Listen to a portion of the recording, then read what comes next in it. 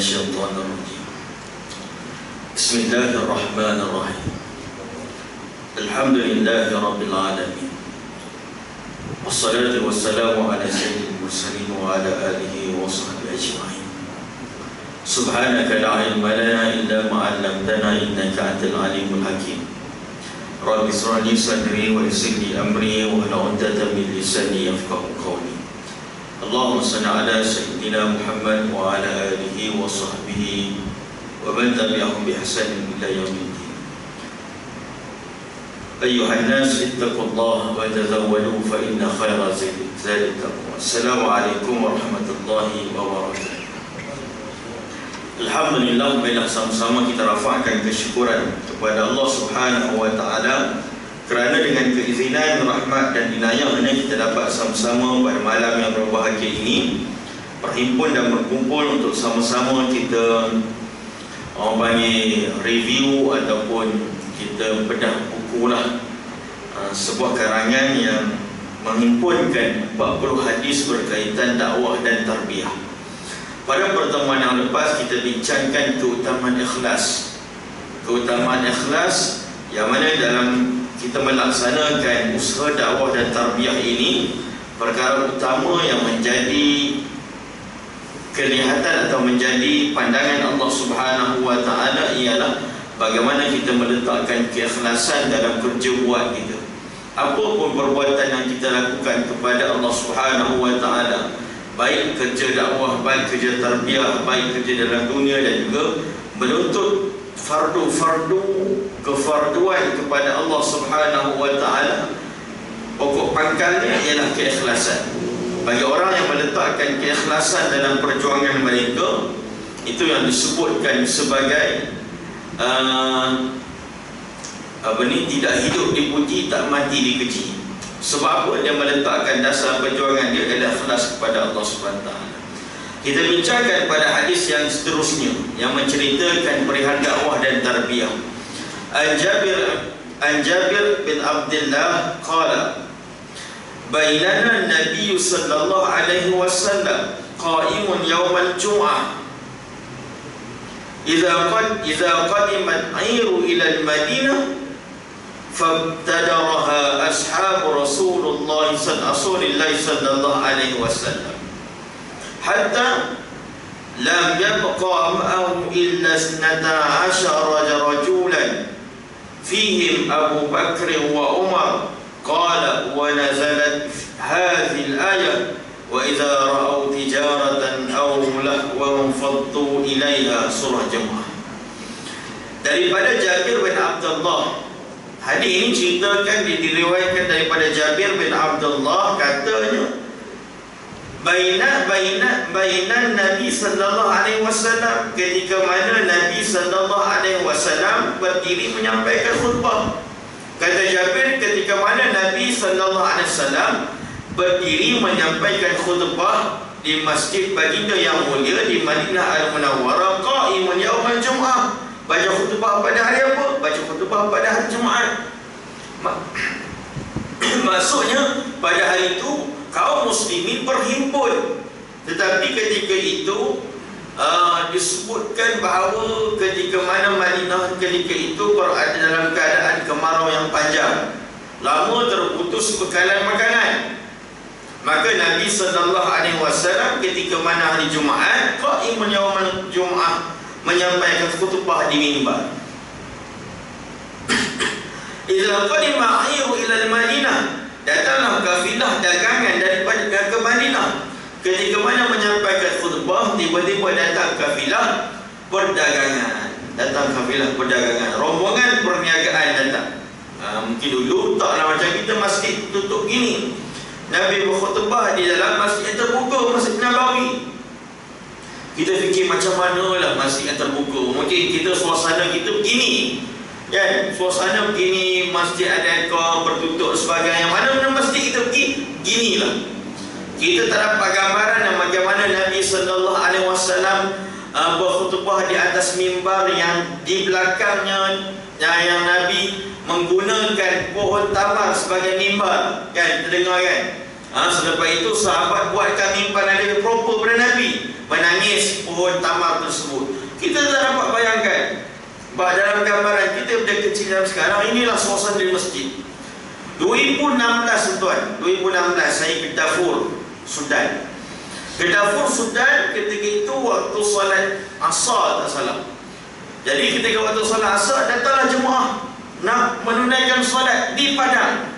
Ada padang yang mana masjid itu betul-betul orang panggil di padang yang terbuka, ada 4 tiang atas jerami. Itulah suasana masyarakat Arab ketika dahulu. Dan sekarang ni di sebahagian daripada negara-negara Taif, dia mereka ambil kendi kan, berwuduk dengan seminimum-minimum wuduk kan, dia basuh tangan, dia basuh muka dan sebagainya, dengan seminimum wuduk. Dan juga solat tak ada apa-apa alas, di dalam padang pasir. Cuma ada bumbung sikit lah daripada jerami.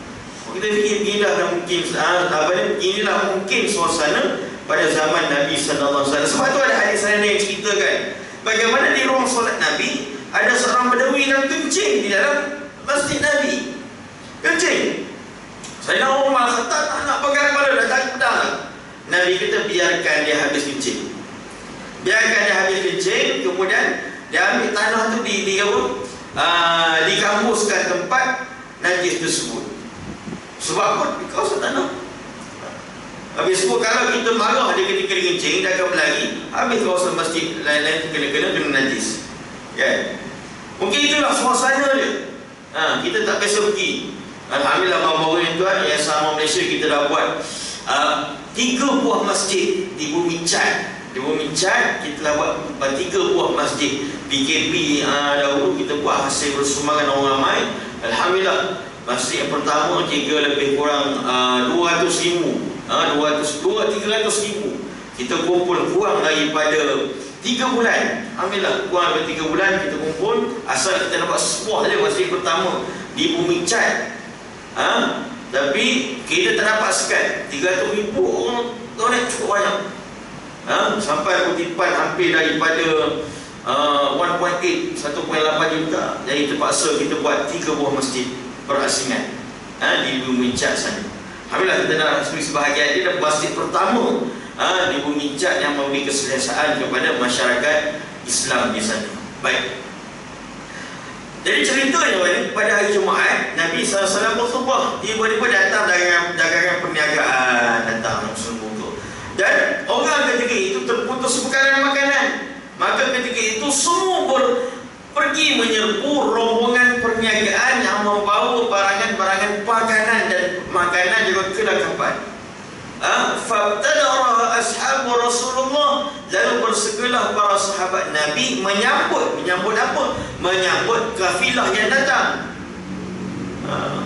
Dengar khutbah ni, kita khutbah ni tiba datang jual apa? Kalau budak-budak Milo lah, jual benda-benda ke semua keluar. Dengan tak iman, tak bila ada orang Nabi sebut. Hatta lam yabqa ma'hu, sehingga mana tersisa yabqa ma'hu, berbaki bersamahu, ramai kepada baginda Nabi, ilas nata asyara rajulan, kecuali 12 orang yang tinggal. Tak sampai tusah tinggal. Yang lain pergi mana tu? Sahabat dah kan? Sahabat macam kita jugalah. Sahabat ni macam kita juga, ada yang warak, ada yang alim kan, ada yang semangat, ada yang pandai buat lawak. Jadi macam-macam sahabat ni, kita jangan expectation kita sahabat ni alih-alih lah kedak. Ada sebahagian sahabat yang Nabi develop dia untuk menjadi ahli, orang ahli agama, orang yang ada kepakaran dan ilmu. Di antara Abu Hurairah yang tinggal di Sufah. Ahli Sufah tu di Madinah kan, Haji sahabat wali Madinah kan. Dekat Madinah Raudhah tu ada sedikit, dia naik sikit. Sekarang ni mungkin kapet dia warna lain sikit kan. Di Sufah. Sufah tu apa tuan? Sufah itu ialah orang panggil sekarang ni orang kaji pondok. Sufah betul daripada perkataan Sufiah, berkata Sufah, orang yang menuntut ilmu 24 jam, mendalami ilmu agama untuk menjadi orang panggil tenaga pengajar kepada agama Islam Islam ketika zaman Nabi SAW. Di antaranya Abu Hurairah masuk Islam 2 tahun sebelum kewafatan Nabi, tetapi khazanah ilmunya cukup besar, cukup banyak. Siapa yang paling rapat dengan Nabi? Di antaranya Abu Bakar As-Siddiq, rapat dengan Nabi, tuan. As-Sabiqun al-awwalin, orang yang mula-mula masuk Islam, Abu Bakar As-Siddiq. 10 para sahabat yang awal masuk Islam. Kalau kita tengok berapa yang diriwayatkan hadis oleh sahabat-sahabat Nabi yang dekat ni, di antaranya Abu Bakar meriwayatkan lebih kurang 1000, lebih kurang beberapa ribu hadis saja, 1000 lebih hadis. Umar 20,000 hadis sahaja. Sedangkan mereka ini orang yang rapat dengan Nabi. Kenapa tak banyak hadis yang diriwayatkan oleh mereka? Sebab Nabi develop mereka ini bukan fokus kepada Nabi. Nabi develop bukan untuk menjadi orang panggil tok guru, tak. Ada tok guru di antara Zubair, di antaranya Abu Hurairah. Tapi orang yang rapat dengan Nabi, Nabi tengok talent ni, tengok ni, Abu Bakar ni, apakah develop dia sebagai apa? Leadership, menjadi pemimpin. Umar Al-Khattab, kami tengok hebat dia, Nabi develop dia sebagai seorang pemimpin, leadership. Nabi tengok Sayyidina Ali, hebat, Nabi develop dia sebagai pemimpin. Osman bin Affan, ada hadis kita dengar boleh ni? Ada, tapi tak banyak. Sebab apa Osman? Ada Abdul Rahman bin Auf, Nabi develop dia sebagai apa? Ahli ekonomi yang cukup hebat. Masing-masing ada peranan masing-masing. Ini kebijaksanaan Nabi sallallahu alaihi wasallam. Dan antara Khalid Al-Walid, kan? Khalid Al-Walid hebat dalam peperangan. Nabi tak jadikan dia sebagai orang yang fakir, tapi Nabi jadikan dia seorang panglima perang yang hebat. Usamah bin Zaid, umur 18 tahun, Nabi dah bagi dia pegang. Wahai Usamah, pegang panji. Panji untuk mengetahui tentera Islam ketika itu. Umur 18 tahun, tuan. Kita, anak kita nak pergi, contoh nak pergi outstation, nak pergi ke, contoh kita dekat sini nak pergi Terengganu. Oleh harap ke anak aku ni, umur 18 tahun. Usamah bin Zaid, Nabi develop dia, berikan orang panggil taklifan, kepercayaan, orang panggil berikan, orang panggil trusted pada dia untuk memimpin tentera Islam ketika itu. Hebat, rancangan Nabi sallallahu alaihi wasallam. Jadi itulah suasana masyarakat Arab, dan itulah suasana sahabat Nabi sallallahu alaihi wasallam. Dan kita juga tuan. Sebab itu ada sahabat Nabi yang dia tanya kepada Rasulullah, apakah amalan yang terbaik? Nabi sebut buat baik pada ibu bapa kamu. Apa amalan yang terbaik? Pergi berjihad pada jalan Allah. Masing-masing ada karakter masing-masing, jalankan tanggungjawab masing-masing. Okey. Fatatarra ashab Rasulullah, maka mereka ini pergi menyambut kafilah perdagangan tersebut. Semua pakai serbu, orang yang nak berniaga serbu. Bila nak serbu, hatta lam yabqa ma'hu illa 12 rajulan, mana tinggallah bersama Nabi dengan khutbah. Dengan khutbah, tuan. Berapa orang? 12 orang dia tinggal. Di antaranya di antaranya Abu Bakar wa Umar. Qala, ketika itu maka turunlah ayat Quran dalam surah Jumu'ah, wa nazalat hadhihi al-ayah wa idza ra'aw tijaratan aw lahwan faddu ilaiha. Dalam surah Jumu'ah, apabila mendengar dan apabila kamu mulai kedatangan barang dagangan tiba, mereka mendengar, maka turunlah ayat-ayat dalam surah Jumu'ah untuk fanfiru ila zikrillah, maka bersegeralah kamu menyahut seruan untuk mengingati Allah Subhanahu wa taala. Tinggalkan perdagangan kamu. Turun ayat surah Jumu'ah, kan? Itu kita bincang fiqh. Azan pertama, azan kedua tak boleh nak berniaga dah, kan? Dan hadis yang lain sebut tentang kewajipan kita mendengar khutbah. Aku tuan khutbah. Dan Nabi sebut ada orang yang sehingga mana yang menegur orang untuk diam dalam khutbah pun Nabi sebut sia-sia pahala khutbahnya. Hari ini kita tidak bersembang secara fizikal. Ada juga dekat, kadang-kadang kita duduk belakang, kita tengok Allahu Akbar, sahabat-sahabat kita bersembang waktu khutbah berlangsung. Boleh tak? Patahlah pahala Jumaat itu. Kadang-kadang kita tidak berbicara secara sahih, tetapi kita berbicara menggunakan telefon. WhatsApp sana, WhatsApp sini dan sebagainya. Berbicara menggunakan telefon sama juga, batallah pahala Jumaat kita. Kami buat siri khutbah siri daurah tuan ataupun bersama guru-guru di seluruh PBD Penang Perdana, daurah fiqhul Jumaah 6 siri fiqh Jumaah, cerita tentang kelebihan manfaat Jumaat. Mungkin masa kita boleh buat sementara menunggu kefarduan tazkirah tu, kita selangkan tentang kelebihan Jumaat. Baik, maka turunlah ayat tentang larangan kita untuk larangan untuk meninggalkan perniagaan dan juga untuk pergi ila fanfiru, dan segeralah kamu ila zikrillah, untuk mengingati Allah. Hadis ini menunjukkan kita bagaimana dunia itu menggoda sekalipun manusia itu berada di hadapan Nabi sallallahu alaihi wasallam. Mereka boleh terpersona dengan kilauan dunia sehingga meninggalkan Rasulullah berdiri keseorangan. Bagi apakah kita akan meninggalkan ajaran Rasulullah hanya kerana habuan dunia? Ini Nabi tunjukkan realiti. Hadis ini tunjukkan realiti keadaan semasa. Itulah yang berlaku dekat dunia ini. Nabi, mereka nampak Nabi, bersama Nabi, tengok wahyu itu diturunkan. Nabi bersama sahabat Nabi. Tetapi walaupun seagung-agung manusia depan sahabat Nabi, apabila datangnya dunia, ketika mana perut tersempit, bagaimana ketika mana makanan tak cukup, bagaimana keadaan mereka keadaan susah, datang dunia, Nabi pun mereka tinggalkan. Ini keadaan semasa. Tambah kita jauh dengan Nabi ni, jauh dengan Nabi. Saya ni selawat tu selawat, Allahumma salli ala sayyidina Muhammad. Kalau jauh dengan Nabi, selawat dengan Nabi pun jangan terpersona dengan dunia. Maka pengarang kata apa? Apakah kita akan meninggalkan ajaran Rasulullah hanya kerana habuan dunia? Kerana habuan dunia, tinggalkan Rasulullah bersama 12 orang, tak sampai tusah. Ketika datang barangan dagangan untuk dijual beli. Itulah hakikat manusia yang mudah terpersona dengan kilauan dunia. Sebab Allah SWT sebut, wa man hayatud dunya illa la'ibu wal hawun wa la darul akhirah khairun lil ladzina yattaqun afala taqilun. Allah sebut, tidaklah kehidupan dunia ini kecuali hanyalah permainan dan gurauan, dan sesungguhnya akhirat itu lebih baik bagi orang bertakwa. Apakah kalian tidak mahu berfikir?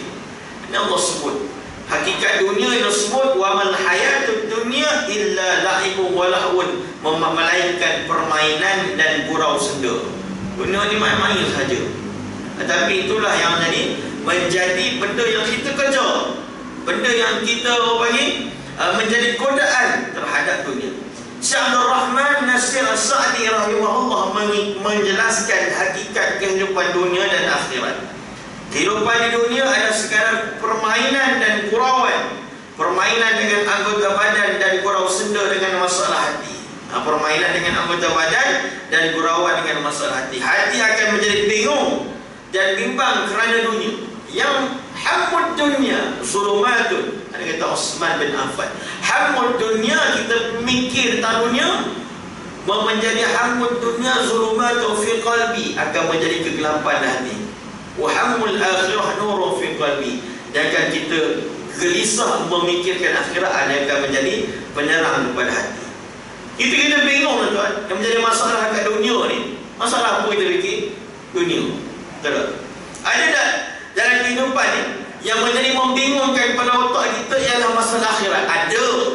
Tapi jangan-jangan. Walaupun sabit dekat akhirat, tapi sabit kat dunia je. Contoh, dia puasa. Masuk puasa, bagus puasa. Tapi dekat-dekat nak buka puasa, dia bingung. Nak makan apa ni? Makan-makan tu tak apa. Dunia pula. Walaupun orang bagi kita buat ibadah kepada Allah, tetapi diselit juga keindahan dunia menjadi kebingungan pada kita. Kan? Nak pergi haji, pakej mana nak ambil ni? Bilik mana? VIP ke? Ekonomi ke? Hammud dunia. Memikirkan dunia. Hati ni bingung sebab apa? Memikirkan tentang habuan-habuan dunia. Hati akan menjadi bingung dan bimbang kerana dunia. Jiwa akan berusaha memiliki sesuatu yang dicintai serta memiliki keinginan yang kuat dan mendalam. akhirnya akan menyebabkan seorang hamba sibuk dengan dunia seperti kanak-kanak yang sibuknya dengan permainan. Begitu punya anak-anak kita kan, pukul 6.30 tak balik lagi, pukul 7 main bola lagi. Kenapa seronok main bola? Ini tak berapa nampak main bola. Kita kampung dulu main bola kan, main bola dekat Bendang, dekat sawah. Pukul 6.30 tu tak pun mandi orang panggil mandi pagi, mandi lain. Ini tak ada kan. Pukul 7 tak ada, petang pahit tu. Tak baik. Kan? Petang pahit tu. Nok lagi mandi sampai pukul 6, pukul 7 tu. Ini mungkin misalnya ni tak relevan dah ini. Tapi misalnya relevan apa? Main apa? Main PUBG. Main apa dah game kan. Anak kita bagi main game, tengok topak. Kita suruh makan pun tak nak. Makan pun tak nak. Sebab apa? Asyik dengan permainan. Kita pun, kita ni puju tak pandai ya. Kalau pandai main PUBG tuan, sama juga lah. Saya ingat dulu masa mula-mula WhatsApp ada kan. Ada guru kami yang tak tahu pandai main WhatsApp, okey lah. Tak ada, Ustaz ada WhatsApp tak? Tak ada, tak pandai. 2-3 bulan pergi, dah ada WhatsApp dah. Tengok dia yang sibuk dengan WhatsApp. Saya dah buka. Dia buka. Dengan phone besar. Phone dia besar. Orang lama tak nampak kan. Phone main WhatsApp. Jadi itulah dunia. Yang disebut laibun, permainan ini seperti kanak-kanak dapat mainan, dia tak ingat. Anak kita beri telefon, dia tak ingat. Makan pun tak ingat. Makan tak ingat. Sebab apa? Seronok dan juga mengasyikkan. Adapun hakikat akhirat adalah baik daripada dunia. Bagi orang yang bertakwa, kehidupan akhirat lebih baik kondisinya maupun sifatnya, dan kekal abadi di dalamnya. Terdapat segala sesuatu yang diinginkan jiwa, menyenangkan di pandangan mata, berupa kenikmatan dan berbagai perkara tersebut. Baik, itu disebutkan tentang gurauan ataupun sandiwara dunia. Ingatlah bahawa urusan dakwah ini tidak akan mengecewakan mukmin. Beberapa episod daripada sirah membuktikan bahawa para ulama itu tidak jemu menyampaikan dakwah walaupun mereka ditinggalkan manusia. Rupanya hadis ini cerita yang tentang apa? Dalam kita buat kerja usaha dakwah ni, usaha dakwah, tarbiyah, pendidikan dan sebagainya, walaupun semulia-mulia Nabi, orang akan tinggal juga. Sebab apa? Ada yang lebih mempersonal. Tak ingatlah kita ni bercakap. Setara Nabi SAW mencakap pun ada yang meninggalkan. Tengok dalam awal period awal Islam, ketika mana Nabi di Mekah dalam peristiwa dakwah Sir wal Hazar, Nabi SAW masuk ke kemah-kemah kafilah yang menunaikan umrah dan haji untuk menawarkan Islam. Berapa ramai yang mengikut Nabi? Tak ramai yang ikut Nabi. Menolak yang tolak Nabi siapa dia? Kaum kerabat Nabi yang terdekat. Sebab tu Amul Husni, tahun kesedihan Nabi SAW. Kan, apabila Nabi kematian bapa saudaranya, isteri baginda yang mulia, yang mendokong dan menyokong baginda Nabi, Nabi ke Taif. Taif ni siapa? Orang yang rapat dengan Nabi SAW. Yang Nabi mengharapkan mereka ini akan menyokong dakwah Nabi SAW. Tapi sayang pun Taif menolak Nabi SAW. Cerita panjang lah. Ada tahu peristiwa hijrah. Yang memeluk Islam di awal As-Sabiqul Awwalin, di awal-awal period Islam tak ramai. Lebih kurang 80 orang, 100 lebih orang saja. Itu pun tekanan, tribulasi cukup hebat sebelum Nabi membuka lembaran baru di Madinah Al-Munawwarah. Ditinggalkan dari baginda Nabi SAW. Sebab itu kita ni buat dakwah sikit je. Apabila ditinggalkan, dicaci, dihina sebagainya, itu perkara yang biasa. Cuma bagaimana kita nak menyediakan jiwa kita apabila berhadapan dengan tekanan. Sebab itu bagaimana Allah Subhanahu wa taala merawat kedukaan Nabi ketika berdakwah ditolak, turunnya ayat-ayat cerita tentang nabi-nabi yang terdahulu. Di antaranya kisah Nabi Musa alaihissalam yang paling banyak terima ujian. Di antara cerita Nabi Isa yang Nabi berjalan seorang, pengikut dia seorang, pengikut dia mengkhianati diri dia sendiri.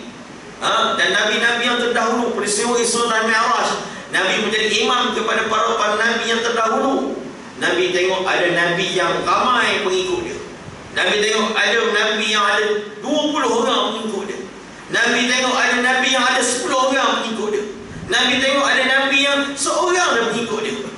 Dan Nabi tengok ada Nabi yang tak ada langsung pengikut dia. Adalah adakah ramai pengikut ini menjadi indikator ataupun parameter tentang keberhasilan dakwah? Not. Bukan. Allah akan tanya apa yang kita laksanakan. Itu tak menjawab. Innaka la tahdi man ahbabta walakin Allah yahdi man yasha. Sebab itu urusan dakwah ni tidak akan mengecewakan orang mukmin. Kita buat ni jangan kita rasa stres, kata kecewa tak, walaupun kita perlu ada KPI, walaupun kita perlu ada target dan juga sebagainya. Tapi usaha ni insya-Allah Allah SWT akan berikan sinar, berikan hidayah kepada orang yang dikehendaki. Saya teringat tuan, bila saya balik kampung, ada benda yang saya boleh buat waktu saya di kampung, ada banyak benda yang saya tak boleh buat. Adik saya tuan, adik saya dia boleh SPM lagi ketika tu. Sekarang ni belajar kat Mesir tahun 1. Masa dia sekolah rendah, sekolah menengah, dia nak hidupkanlah kampung masjid di surau di kampung saya. Hidupkan boleh SPM, dia masa belum SPM lagi di tempat. Jadi dia beli amplifier, dia beli ni rosrom ni, dia beli, dia letak kat masjid, buat ke tempat. Kemudian dia cari duit untuk bayar ceramah. Cari duit untuk bayar ceramah. Jadi surau tak aktif. Pengurusi surau siapa dia? Pengurusi surau atuk saya dah meninggal 15 tahun lepas. Pengurusi surau tak update lagi. Kan? Okey. Jadi hidupkan. Bila hidup tuan, apa yang berlaku? Bila ramai jemaah muslimat sebagainya, orang dengki. Sebab Nabi sebut dalam kitab lain, dalam Fathiyah kan disebut dalam Safihatul Najah, bahtera penyelamat al-mu'minu bainal khamsah syada'i. Orang mukmin ini di antara 5 cabaran dakwah utama dia. Di antara al-mu'minu yuhsiduhu wal munafiqu yubdihu wal kafiru yuqadiluhu wa nafsin tunazi'u wa syaitanu yudilluhu. Orang mukmin akan berada bainal khamsah syada'i, akan berhadapan dengan 5 cabaran dakwah. Di antara yang pertama, al-mu'minu yuhsiduhu, mukmin yang dengki. Sifat dengki. Aku tak boleh, hang pun tak boleh. Hang tak boleh lebih daripada aku. Hang siapa nak bercakap? Jadi bila tengok ni budak pun boleh buat, jadi ada sebahagian orang kampung yang tak kuasa surau, dia kata baik, mana boleh ni lah, tak okey dia kata. Sekali dia kena blok tuan. Dia kena blok. Digam, tak boleh. Dia nak sponsor kuliah ke, dia nak cari ustaz ke, tak boleh. Sampai dia kata surau kata ambil baliklah ke sistem yang resum. Adik saya bukan nak bertanding tuan. Umur 16 tahun. Sampai ada seorang wakil YP kot, nak tanding tu. Umur 16 tahun dia. Okay, alhamdulillah. Sejak daripada tengok betul logik dakwah kan. Saya belajar dengan dia lah. Bila dia sekat, dia buat apa? Dia buat kuliah duha di orang panggil dulu di kampung kami. Dia ada tali air kan, kedah tali air kat tempat tu. Dia ada tempat orang lepak-lepak pertemuan dalam besar kan. Ada kat simpang jalan tu. Dia buat kuliah duha setiap hari Sabtu. Dia sewa kemah 20 ke 20 tu, di tepi warung minum kedai kopi. Minum kopi, kita buat kuliah duha. Kita pasang PA system, kita pasang kemah. Bagaimana nak tanya orang datang pula? Biasa kampung-kampung ni dia banyak surau. Kami akan panggil pengurusi surau untuk datang. Buat apa? Orang kampung biasa kalau maghrib isyak ni, dia tak ada kuliah jarang. Dia ada apa? Dia ada minum kopi, ada biskut, cicak kopi, biskut. Jadi kita panggil pengurusi surau datang bagi hadiah. Biskut, roti, air teh, gula sekilo, susu 1 tin. Datanglah 7 pengurusi masjid datang. Lepas habis pula kita bagi. Jadi kita sediakan makanan. Alhamdulillah 5 tahun kita running. Dia running menggunakan kemah, pakai kemah. Walaupun pernah dia halau, orang kampung halau. Bila kita buat kemah pun cabaran dia tak ada. Ditinggalkan juga ada. Sebahagian tak puas hati, sebahagian alhamdulillah lama-kelamaan rumah kami dirobohkan. Sebab adik ada beli rumah di Pekan. Di tanah tu dia minta kepada dia minta kepada tuan tanah tu, dia lobby tuan tanah Selempang, masyarakat tahu. Jadi tuan tanah tu sedia wakafkan tanah tempat kami duduk sekarang ni. Wakafkan. Dia wakafkan. Dia pergi Mesir, bahkan wakaf pergi Mesir. Bulan 4 balik Covid. Sebab Covid tinggi, balik Covid bulan 4 tahun lepas. Bulan 4 tahun lepas dia balik, dia buat urusan tanah. Buat rancangan, dia nak buat dewan terbuka, dewan kuliah. Kira tak nak dah pasal kemah. Tak nak dah pasal kemah, penat pasal kemah. Ni dia buat dewan terbuka. Alhamdulillah. Buat dewan terbuka, bulan 4 dia balik, bulan 8 siap. Lebih kurang 4 bulan, nilai 180,000. Siap. Naik dah mula kuliah. Sekarang ni kuliah kita sebulan 6 kali. Sebulan 6 kali kuliah berkitab.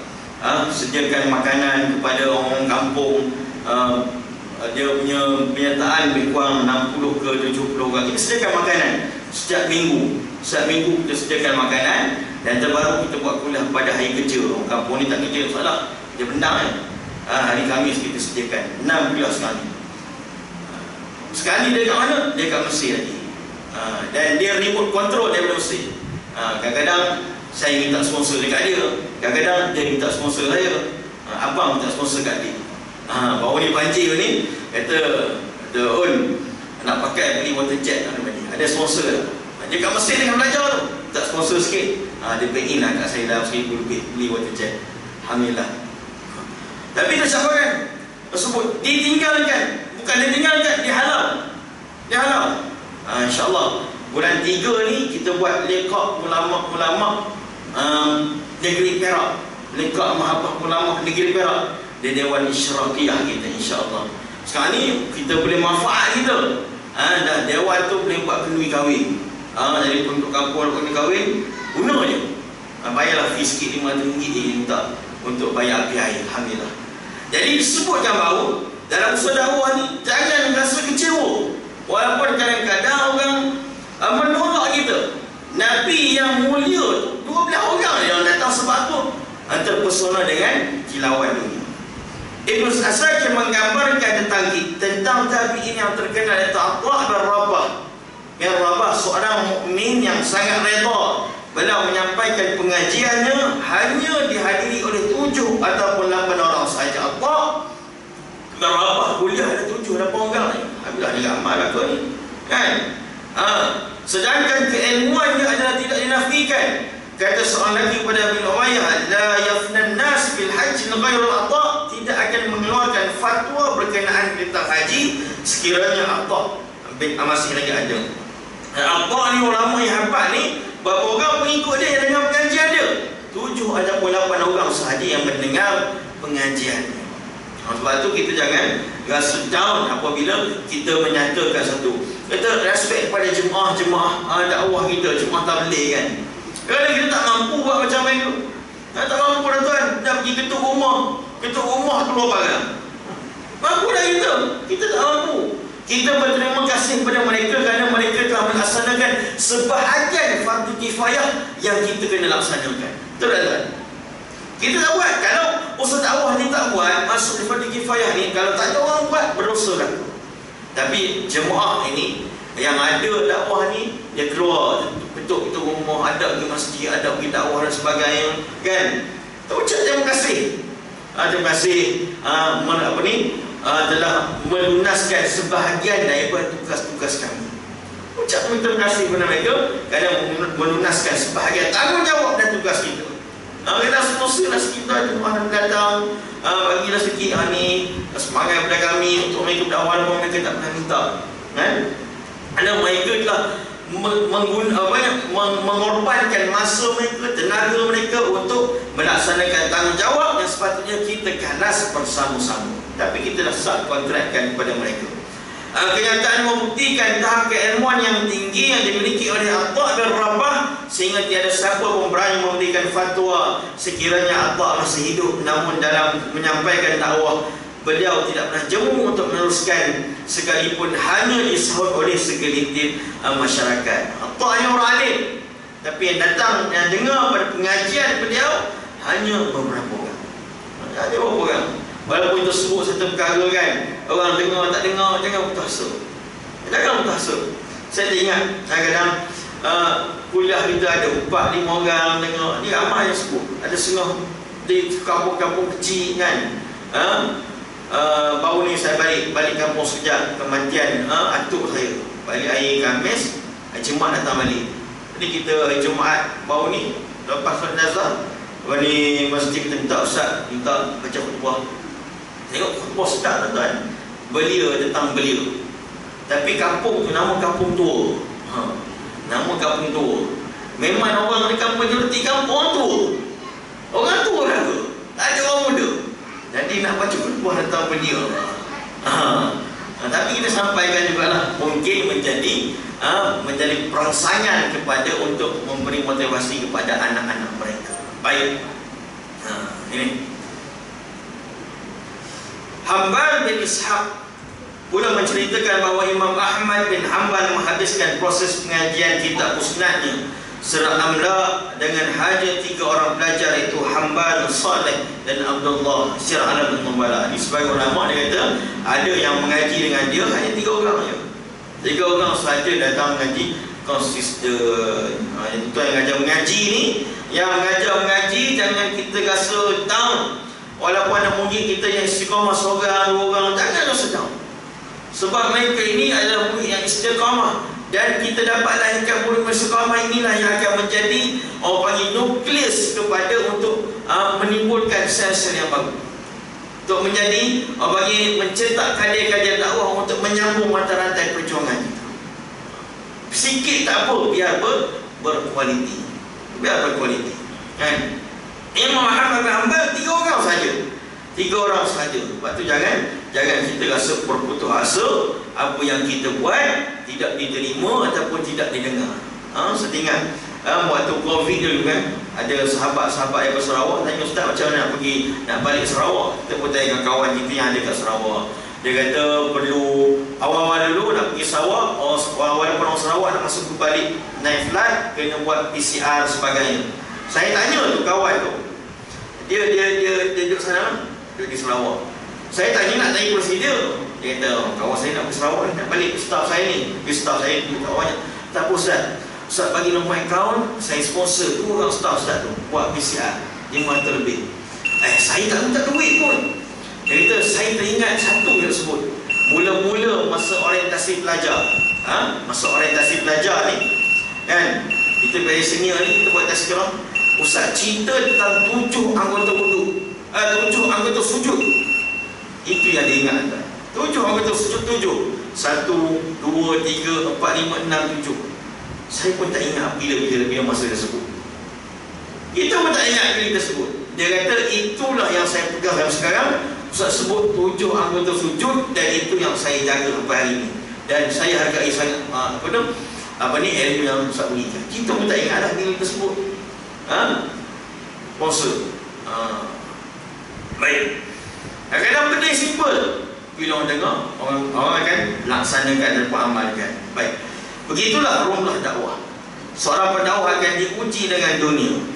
Manakala ada kalanya dunia menguji dengan melarikan mad'u, orang yang kita seru daripada mereka, sedang ada kala dunia akan mengalihkan dirinya berurusan dakwah. Itu ujian juga kepada pendakwah ni. Kadang-kadang dunia ni dia akan melarikan mad'u, orang yang kita dakwah tu tidak istiqamah dengan kita, ataupun mengganggu istiqamah yang para pendakwah itu dengan dunia. Kadang kita bila sekono dapat itu dapat ini, kita pun dah malas buat kerja dakwah dan sebagainya. Apakah kita akan meninggal Rasulullah berdiri keseorangan? Apakah kita akan meninggalkan dakwah Rasulullah ketika mana Rasulullah kesepian? Ini persoalan yang ditinggalkan oleh pengarang. Jadi rupanya hadis ini memberi motivasi pada kita. Apabila kita buat kerja, kita sampaikan ilmu, jangan kita sedang sampaikan Islam dengan apa pun media yang tuan-tuan ada. Kalau tuan-tuan ada orang bawah, sampaikan risal-risal kepada orang bawah tuan-tuan. Tuan-tuan ada company, sampaikan orang panggil nilai-nilai Islam tu dalam company tuan-tuan. Tak banyak-banyak. Orang panggil mulakan dengan salam ke dan sebagainya. Carilah nilai-nilai Islam supaya dapat disampaikan. Ini berapa banyak yang kita dah ubah sistem negara kita, walaupun tidak banyak, sedikit demi sedikit kita dah ubah sistem sistem dalam negara kita ni. Walaupun tak banyak kan. Dulu kita tak ada perbankan Islam kan. Ingat Arwah Tuan Aziz dulu, apabila pegang Kelantan, pegang pertama dia panggil bank-bank, tukar pada Islamic Bank. Dulu tak popular. Sekarang ni Hang Leong Bank pun ada Islamic Banking. Sebab demand kepada perbankan Islami. Demand. Dulu KPSP tak ada perbankan Islamik, tak ada kawasan Islami, desakan dan sebagainya dah ada dah. Dan dulu kita ingat dulu setiap kali tahun baru kan, kita ada pesta tahun baru sebagainya. Sekarang ni dah tak ada dah. Kita ganti dengan apa? Dengan selawat, dengan qiyamul lail dan sebagainya. Sedikit demi sedikit nilai-nilai Islam tu dapat kita laksanakan. Kita nak sekali semua, tapi kita laksanakan sedikit demi sedikit. InsyaAllah mudah-mudahan kita dapat berikan kefahaman kepada masyarakat kita, tuan. Jadi itulah sedikit semat dakwah kita. Dan kita tidak mengharapkan makhluk lain ribut makhluk lain yang datang. Islam ni Allah akan beri hidayah pada siapa yang dikehendaki. Tuan, usaha kami, saya cerita sikit, usaha kami dicokit, tuan. Apabila kita pergi makan secara konsisten, setiap hari kecuali hari Isnin kita pergi makan pada golongan gelandangan, tuan, yang dah Islamkan seminggu sekali tak kurang. Kadang-kadang seminggu 4 orang sekali Islamkan. Yang datang uncle-uncle, anti-anti umur 60-70. Kita berasa buat kelas pula. Kelas apa? Kelas pengajian Iqra. Mungkin ada yang pandai boleh pergi ke sana.